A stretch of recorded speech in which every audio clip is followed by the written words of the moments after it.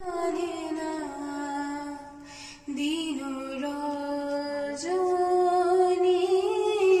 আমার মন মানে না আমি কি কথা সরিয়া এই তনু ভরিয়া পুলক রাখিতে নারী ভালো করেছে এই যে। কি ভাবিয়া মনে এ দুটি নয়নে উঠালে নয়ন বা আপনারা শুনলেন একটু আগে যে মেয়েটা বসেছিল আমার কাছে এই সুন্দর করে গানটা গাইলো।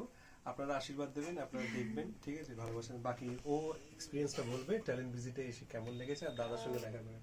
দাদার সাথে দেখা করে তো অবশ্যই মানে সেটা নিয়ে কোনো কথাই হবে না, এত ভালো লাগলো আমার, অনেকদিন পরে দেখা হলো দাদার সাথে। কিন্তু এই স্টুডিওতে এসে রেকর্ডিং করা বা এই সব কিছু আমার কাছে মানে স্বপ্ন, সত্যি কথা বলতে মানে অনেকটা ফার ফেচড। আমি এরকম ভাবে কোনোদিন রেকর্ডিং করবো First time সেটা এটা। কোনোদিন ভাবিনি। এটা হ্যাঁ জেনুইনলি এটা আমার এটা জীবনের first ফার্স্ট time রেকর্ডিং।